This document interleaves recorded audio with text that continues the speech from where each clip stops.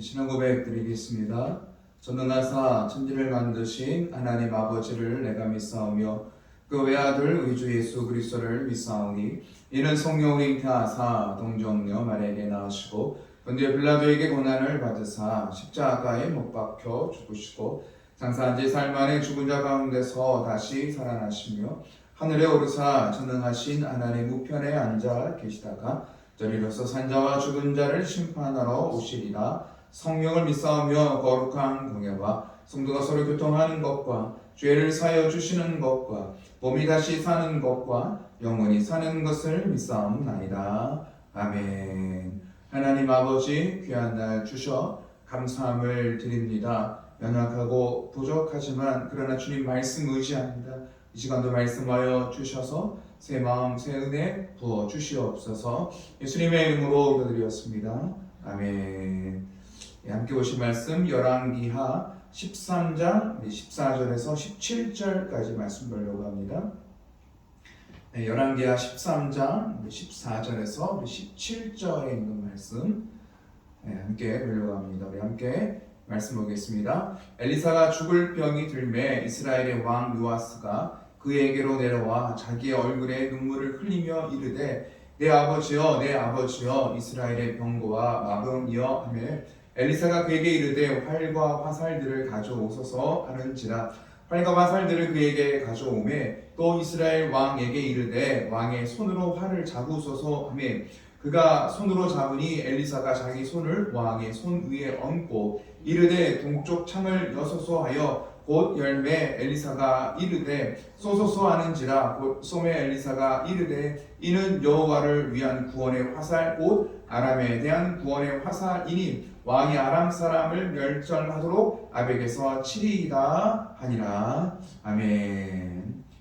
우리 어제 우리 예후의 아들인 요아스의 모습을 함께 살펴보았습니다. 하나님의 은혜로 요아스도 이스라엘의 왕이 되었죠. 그런 안타까운 사람임을 보게 됩니다. 하나님께서 은혜를 베풀어 주시고 또 기회를 주셨죠. 힘들고 어려울 때 기도할 때 하나님께서 응답해 주셨죠. 이 기회에 붙잡고 정말 죄에서 돌이키고 하나님의 말씀으로 삶을 살아가야 되는데 고통을 당하면서 또 기회를 주신 은혜를 체험하겠지만 그러나 죄에서 돌이키지 않는 모습을 보게 됩니다. 다시 죄를 짓게 되죠. 다시 죄의 자리에 서 있는 모습을 보게 됩니다. 정말 하나님께서 주신 복됨을 누리지 못하고 다 빼앗기는 모습을 우리가 말씀을 통해서 살펴보았죠. 정말 그래서 문제 해결보다 더 중요한 것 깨닫고 돌이키는 것, 내가 어떤 마음을 가지고 어떤 삶을 살아갈 것인지 정말 죄를 버리고 하나님 앞으로 나아오는 삶이 되어야 될 줄 믿습니다. 그렇지 않으면 당장의 문제는 해결이 된 것 같은데 다시 또 제자리라는 것이고 그렇잖아요. 우리가 인생을 살아가면서 문제를 한 번만 만나면 괜찮은데 사실은 계속 만나게 돼 있죠. 정말 우리의 삶이 우리의 환경이 또 우리의 여건이 그렇다는 것을 알 수가 있습니다. 한 번으로 끝나지 않잖아요. 그래서 그 문제들을 정말 하나님의 말씀으로 정말 은혜 안에 있을 때 이겨나가게 되는데 그 문제들을 만나고 그 또한 살지 못하는 힘들어하는 모습들을 보게 됩니다. 그게 제대로 삶을 살아내지를 못하는 것이죠. 문제가 많아서의 문제가 아니라 정말 하나님 앞에 서지 못함으로 삶을 제대로 살아가지 못하고 있는 것이죠. 하나님 분명 예후를 칭찬하시고 잘한 것을 인정하시고 4대까지 왕이 될 것을 말씀하셨죠. 축복이죠. 하나님의 은혜입니다. 하나님께서는 이렇게 약속을 지키시는 하나님이시죠. 약속을 지키시는 거예요. 복을 주시고 복된 삶을 주시는 하나님이십니다. 그러나 이 복을 잘 누려야 되는데 죄 때문에 누리지 못하는 것을 보게 되죠.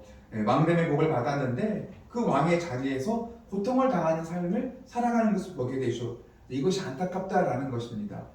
하나님은 우리와의 약속을 지키시는 하나님이신 줄 믿습니다. 내가 달라져야 돼.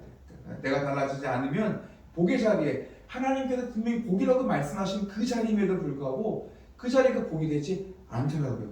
고통의 삶이 되는 것입니다. 그럼에도 하나님은 끝까지 계속해서 손 내밀고 불쌍히 여겨주시고 완전히 멸망당하지 않도록 그런 후에 바벨론으로 끌려왔을 때에도 하나님께서는 구원으로 인도하시는 하나님이신 줄 믿습니다. 이것이 우리를 향한 하나님의 사랑이죠. 정말 우리가 잘나서 뭔가 대단해서가 아니라 우리를 향한 하나님이 크시고 우리를 향한 하나님의 사랑이 끈질 이기시기에 우리가 여기까지 또 앞으로도 정말 말씀을 따라간다면 회복되는 삶을 살게 되는 줄 믿습니다. 우리 13장 읽었는데 13, 10절부터는요 요아스의 아들인 요아스가 왕이 됩니다. 북이스라엘의 왕이 된 거죠. 이 요아스는 16년을 왕의 자리에 있었다라고 말씀해 주시고 있습니다. 사실은 연수 되게 중요하잖아요. 16년, 어떤 사람은 30년, 40년. 정말 중요한 건 연수보다 중요한 것이 왕이면 왕대를 누리고 그 왕의 자리에서 복을 누려야 되는데 이 복을 누리지 못하고 있죠. 이 요아스도 하나님 보시기에 악을 행한 왕이라고 합니다. 열왕기하 우리 13장 11절입니다. 보겠습니다. 여호와께서 보시기에 악을 행하여 이스라엘에게 범죄하게 한 느밧의 아들 여로보암의 모든 죄에서 떠나지 아니하고 그 가운데 행하였더라. 아멘. 이 그 여로보암의 죄, 이 여로보암의 죄가 여로보암만 죄를 짓게 한 게 아니라 이스라엘을 범죄케 하는 거예요. 계속해서 나만의 내 죄가 아니라 나로 인해 그렇잖아요. 한 가정에 정말 믿음의 사람이 믿음으로 살지 못한 그 죄가 다 같이 죄를 짓게 되는 거예요. 이게 무서운 거예요. 벌을 내는데 정말 끈질긴 거예요. 정말 죄가 그런 것 같아요. 악한 것들이 쉽게 떨어져 나가지 않죠. 정말 끈질기게 우리에게 있어서 우리의 삶을 망가지게 하고 우리의 발목을 붙잡는 게 결국은 이 죄악이라는 것을 보게 되죠. 그러나 이 속에서도 하나님은 하나님의 일을 하시는 줄 믿습니다. 약속대로 지키시고 보호하시고 열왕기하를 보면서 계속해서 우리가 함께 말씀을 나누는 게 뭐냐면 정말 하나님의 사랑은 정말 우리를 놓지 않으시는 하나님의 사랑, 하나님의 일하심, 하나님의 약속하심이죠. 14절에 있는 말씀 봐볼까요? 14절 보겠습니다. 엘리사가 죽을 병이 들매 이스라엘의 왕 요아스가 그에게로 내려와 자기의 얼굴에 눈물을 흘리며 이르되 내 아버지여 내 아버지여 이스라엘의 병고와 마병이여 하매. 오늘 14절 보니까는요 엘리사가 죽을 병에 걸렸어요. 병을 걸렸는데 그냥 보통 병이 아니라 이건 죽을 병이에요. 이 병으로 엘리사가 죽게 되죠. 그러니까 그의 스승인 엘리야하고는 다르잖아요. 엘리야는 하나님의 부르심을 입었죠. 죽음을 맛보지 않고 불병거를 타고 하늘로 올라갔던 엘리야의 모습이고 엘리야의 제자인 엘리사는 어떻습니까? 엘리사는 죽을 병에 걸려 죽게 되었다라고 말씀을 주시고 있습니다. 죽을 병에 걸린 거예요. 죽게 된 거. 이게 사실은 이상한 게 아니죠. 사실은 병에 걸려서 죽게 되는 거 전혀 이상한 게 아니라는 거예요. 근데 우리는 어떻습니까? 이렇게 생각을 하게 되잖아요. 이렇게 능력이 많은 엘리사에게 아주 큰 능력, 여러 가지 능력들을 하나님께서 행하게 하셨잖아요. 그런데 왜 죽을 병에 걸렸어? 이렇게 생각을 하잖아요. 죽을 병에 걸린 거 인간적으로 보면 좀 아쉽기도 하겠지만 우리는 그런 거예요. 왜 죽을 병에 걸렸냐? 병 걸리면 안 돼요. 죽어서도 안 될 것 같아요. 이렇게 생각할 수가 있지만 그렇지 않다라는 거예요. 병들어 죽게 되는 거. 이게 자연스러운 일이라는 거예요. 자연스러운 일. 저주가 아니에요. 우리는 어때요? 믿음이 있는데 믿음이 있는 사람은 왜 이런 병에 걸렸어? 왜 이렇게 된 거야? 그럼 우리가 쉽게 판단하죠. 저 믿음이 없는 것 같아. 뭔 죄가 있는 것 같아. 그렇지 않다라는 것이죠. 정말 자연스러운 일이죠. 병들어 죽을 병에 걸렸다. 하나님의 은혜 안에 있는 것이고 이런 것으로 인해서 믿음이 좋다, 나쁘다, 저 사람이 이랬다, 저랬다 우리가 판단하면 안 돼요. 하나님 하시는 일이기 때문에 우리가 쉽게 판단하면 안 되겠죠. 엘리사는 분명 죽을 병에 들었지만 이 엘리사를 통하여 하나님이 일하시는 하나님이신 줄 믿습니다. 그러니까 앞으로 하나님께서 어떻게 일할 것인가를 이 죽을 병에 걸린 엘리사를 통해서 하나님 말씀해 주시는 거예요. 자, 엘리사가 죽을 병에 들었다는 소식을 듣고 이스라엘 왕 요아스가 찾아와요. 다시 한번 14절에 있는 말씀을 보도록 합니다. 보겠습니다. 엘리사가 죽을 병이 들매 이스라엘의 왕 요아스가 그에게로 내려가서 자기의 얼굴에 눈물을 흘리며 이르되 내 아버지여 내 아버지여 이스라엘의 병고와 마병이여 하매. 이스라엘 왕 요아스가 놀라는 거예요. 죽을 병에 걸렸다고 하니까 얼마나 깜짝 놀랄 일입니까? 그럼 엘리사를 눈물을 흘리면서 엘리사를 부르는 거예요. 뭐라고 불러요? 내 아버지여 내 아버지여 이스라엘의 병고여 이스라엘의 마병이여 이렇게 말하고 있는 거예요. 그러니까 그동안 엘리사가 한 일이 있잖아요. 여태까지 지금까지요. 엘리사가 있었기에 이 나라가 그나마 여기까지 이게 왔다는 거 이 왕도 아는 거예요.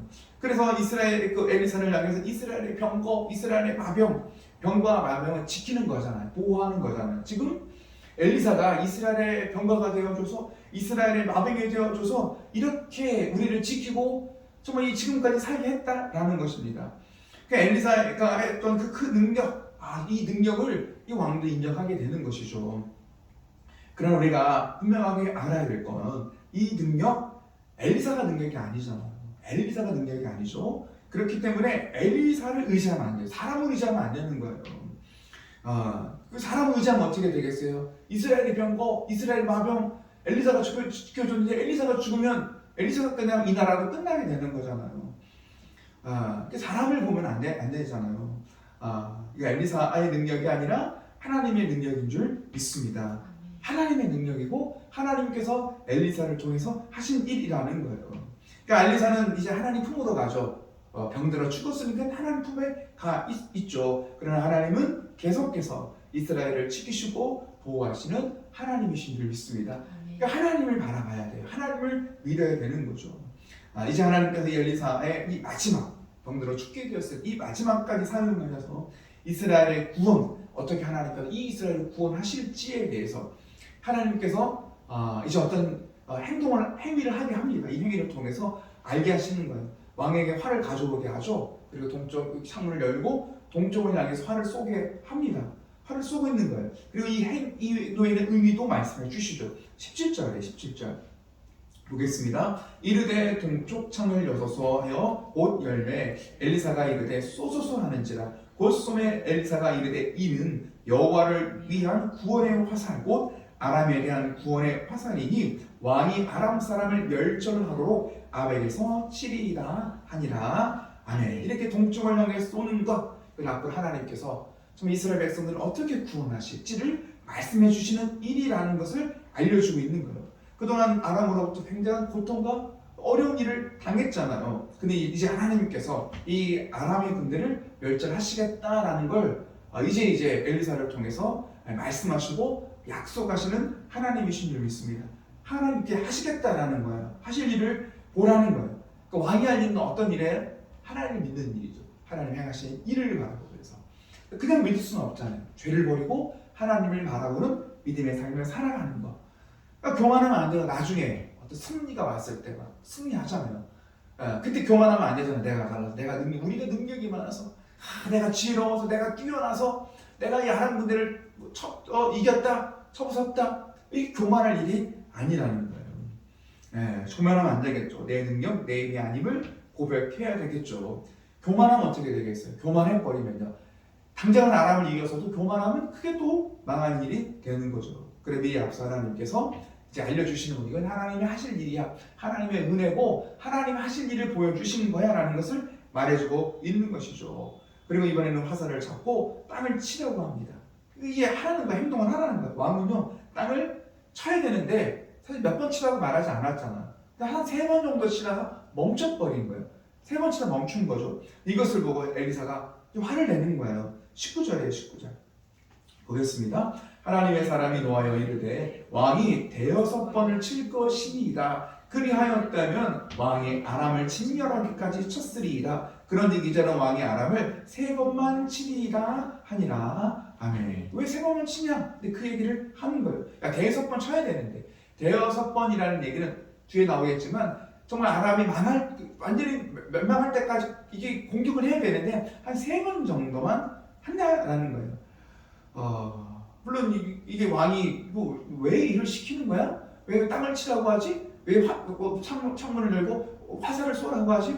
사실 뭔지는 몰라요. 이유는 몰라요. 그냥 하라고 하니까 한 거예요. 그렇지만 이 모습을 통해서 왕의 마음이 어떤지를 알고 있는 거죠. 그냥 그 마음은 두려움이 있는 거예요. 하나님께서 먼저 화살을 쏘라고 하잖아요. 엘리사가 뭐라고 얘기를 해요? 이건 하나님께서 엘리사를 이제 아람을 이길 거다. 이제 그 얘기를 하잖아요. 그럼 땅을 치라고 하잖아요. 근데 여전히 그 마음이 어떤 마음이 있냐면 그냥 두려운 마음이 무서운 마음. 정말 그래서 하나님을 바라보지 않으니까 그냥 늘 그 아람에 대한 두려운 마음이 여전히 갖고 있는 거예요. 근데 그 마음이 그대로 행동으로 드러나는 것을 보게 됩니다. 거의 그 본능적으로 그냥 두려운 마음이 있는 두려우니까 뭘 하다가도 멈칫 하는 그 모습. 그래서 그냥 3번 치다가 멈춰 버린 이 속에서는 그 두려운 마음, 그게 나타나는 거예요. 말하지 않아요. 나 두려워요, 나 무서워, 이게 말을 하지 않는데 뭘 하려고 하다 보면 두려움만 앞서다 보니까 일을 제대로 못하는 이 모습, 이 마음이 그대로 행동으로 드러난다라는 것이죠. 엘리사가 하는 그 행동, 말, 어떻게 보면 사실 이해할 수 없는 말이죠. 우리가 봤을 때는 왜 이렇게 하라고 해?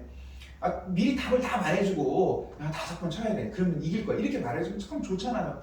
근데 사실 엘리사의 발을 쏘는 것도 그렇고 땅을 치라는 것도 사실 이상한 거고 믿기지 않는 거고 왜 이런 일을 하라는 거야? 라고 하는 것 같은 그런 말과 행동이라는 거예요. 엘리사는 이렇게 하고 그리고 엘리사는 죽죠. 아직은 이제 아람과의 군대가 어떻게 됐지는 아직은 진행되진 않죠. 그냥 엘리사가 죽은 거예요. 그 다음날 엘리사의 무덤에서 아주 신기한 일이 벌어지게 됩니다. 어떤 사람들이 이제 죽은 사람은 장례를 치르기 위해서 장례를 치르다가 도적을 만나게 돼요. 도적을 만나니까 깜짝 놀라게 되죠. 깜짝 놀라니까 도적이 모사갖고요, 장례를 치르던 그 시체를 엘리사의 무덤에 던져버려요. 엘리사가 있는 그 무덤에 던져버린 거예요. 이때 아주 놀라운 일이 벌어지죠. 21절입니다. 21절 보겠습니다. 마침 사람을 장사하는 자들이 그 도적들을 보고 그의 시체를 엘리사의 묘실에 들이던짐에 시체가 엘리사의 뼈에 닿자 곧 회생하여 일어섰더라. 아멘. 죽은 시체를 무서워하고 무슨 능력을 바라고 살아날 걸 기대하고 기도를 하고 그게 아니었어요. 도적이 무서워서 장례된 시체를 그냥 엘리사의 무덤에 던져버린 거예요. 근데 엘리사의 뼈에 닿자 죽은 사람이 다시 살아났버리죠. 이게 놀라운 일이잖아요. 정말 신기한 일이죠. 얼마나 놀라운 일입니까? 이거는 우리가 계산하고 생각하고 이렇게 하면 이런 이 기적이 일어날 거야? 이런 계산을 하는 게 아니에요. 그냥 한 거예요. 무서워서 한 거예요. 그러나 그 시체 뼈에 닿으니까 그 사람이 살아난 거예요. 그렇다고 엘리사의 시체의 능력이 있는 게 아니죠. 그 뼈의 능력이 있는 게 아니죠. 하나님이 이 일들을 통해서 하나님께서 앞으로 하실 일들을 보여주고 있는 거죠.